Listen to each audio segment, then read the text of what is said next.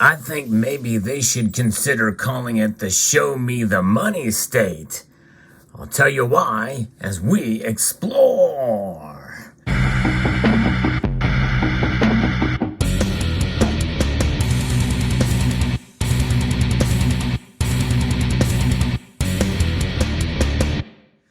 There is some big news coming out of Missouri, and this is something that we should all pay attention to because it's likely to happen, at least in some form. Now, I typically don't say that with as much confidence with certain legislation that is being introduced into legislative bodies around the country, especially Washington, D.C. But in states, they tend to move a little bit quicker, and in the case of Missouri, well, considering its political history, this has a real good chance of passing. This is coming to us from the Sound Money Defense League, and they have been a wonderful institution in promoting the ideals of sound money. And of course, when we think about sound money, when we must first talk a little bit about what unsound money is, because yes, this is money that is not very sound. This is a Federal Reserve note. It is essentially a debt instrument. You know, like J.P. Morgan said, gold is money and everything else is credit. Well, that is certainly true for the dollar here, this Federal Reserve note. And but this is sound money, gold and silver. So let's go through this story. This is a fascinating proposal, and it is groundbreaking in some levels. There's only a handful of other states, maybe one or two, that have implemented exactly what they're talking about here. But there's three major things in this legislation which are very important. I'm going to talk about it here. State Senator from St. Charles County, Missouri, has introduced a bill to eliminate income taxes on sales of gold and silver. And that alone is not really groundbreaking, but it is a very good thing. Other states have been doing it, and now Missouri very well could be the next in line. But the next thing is really fascinates me, and I think this is amazing. They're going to invest state funds in gold and silver. That's really cool. And the third thing is to establish a Missouri bullion depository, I guess much like Texas has now. Senator Bill Eagle introduced Senate Bill 100 that creates new provisions related to gold and silver in the Show Me State. First, SB 100 would require the state treasurer to invest no less than 1% of the funds held in the state's budget reserve fund, currently valued at nearly $880 million. The second issue the SB 100 tackles is income taxation. Missouri correctly ended sales tax on the purchases of gold and silver a long time ago. And this measure would additionally exempt from state income tax the portion of capital gain on the sale or exchange of gold and silver that are otherwise included in the taxpayer's federal adjusted gross income. South Carolina is considering similar legislation this year. That'll probably bring them up on the Sound Money Index if this gets passed. Finally, SB 100 would create the Missouri Bullion Depository.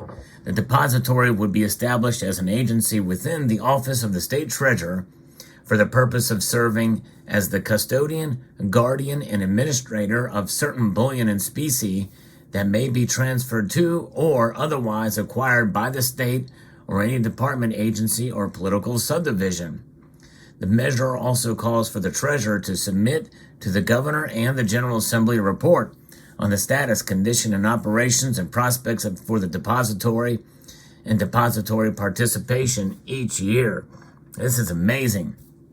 Missouri, which is currently ranked 19th on the 2023 Sound Money Index, would establish itself as a sound money powerhouse with the passage of this measure.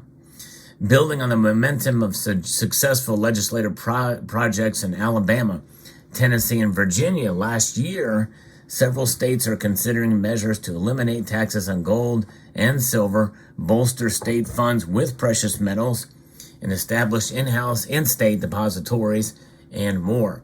This is amazing news. This has been proposed in the measure, and I read through the bill, and it's pretty pretty amazing, some of the language here used. And it says here, the production and sale of gold and silver coins.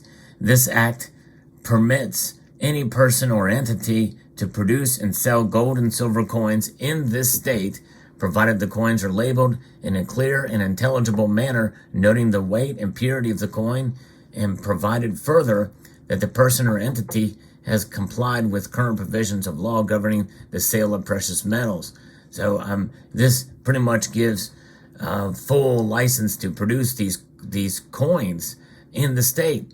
Now, think about that for a moment. These are not silver rounds. This is not bullion. This is silver coins, which means that they could be produced for distribution. Now, if you look at the display here before you, and I say produced for transaction, not just distribution, but produced for transaction. In other words, these would be coined under the state of Missouri. Any person or entity could produce a coin that have a denomination on it by the state of Missouri. At least that's how I read this section of the bill. That's pretty cool, pretty wild. Selling of these things, and to produce these gold and silver coins.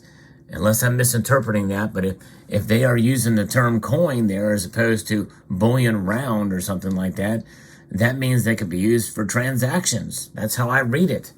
And that really was not picked up by the sound money people about that. Because when you think about it, what do you have right now? You've got the gold back. And likely that would open up the gate for the gold back to be distributed and utilized as money in the state of Missouri as well. We've seen Wyoming have the gold back, and now we could very well see a potential for a Missouri gold back that could come as soon as this legislation is passed and as soon as they get enough businesses to agree to implement or utilize these gold backs for transactions. I'm going to show you what a gold back looks like here.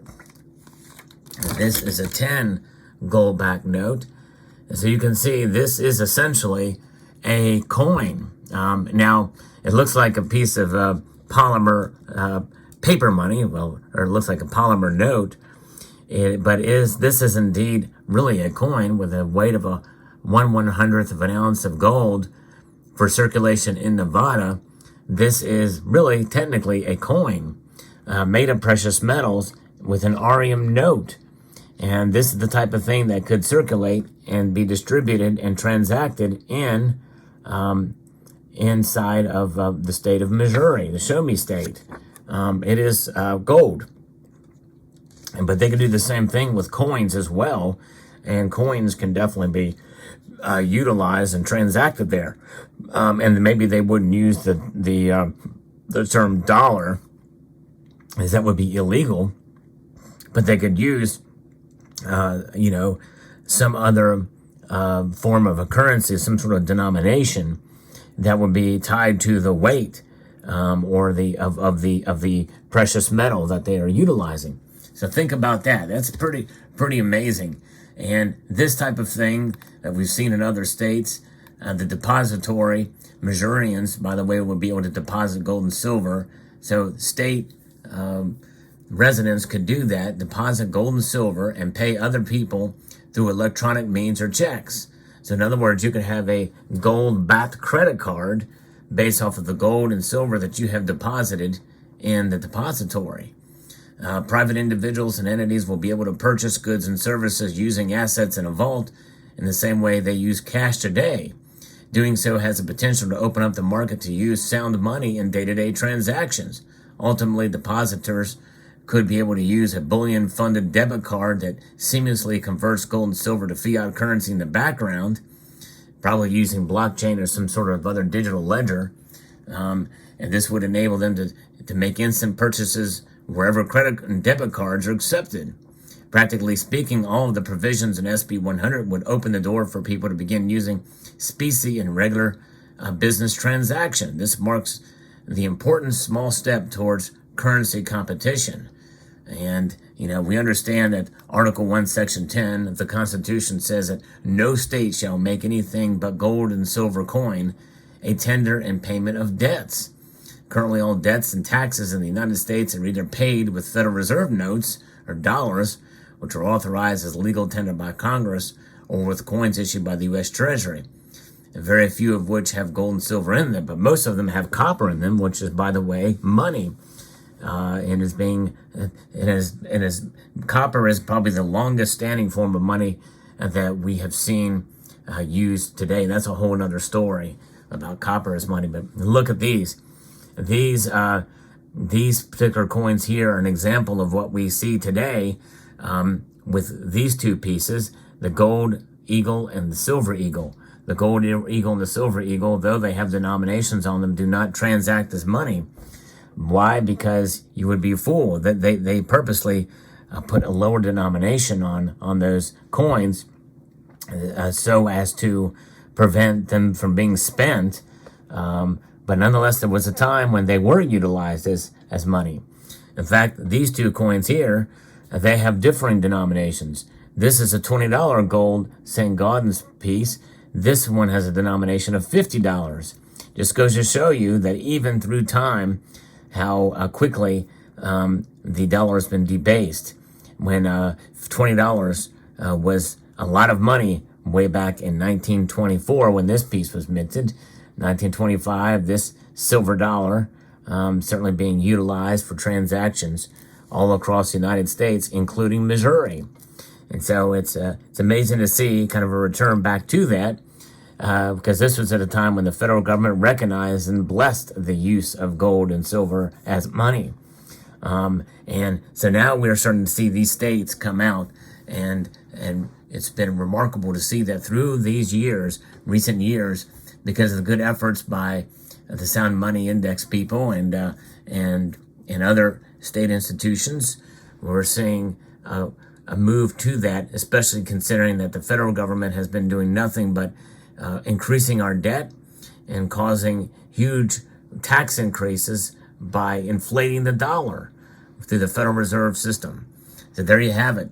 Amazing. This is big news, and the reason why it's likely to pass is because unless they go in and change it, and there's some moderates, but most of the government or the legislative and the branches of government in Missouri have Republicans in them. Now, that is not to say that there's not some good Democrats out there. In fact, there are some good folks that disagree with me politically that see the value of gold and silver as true money.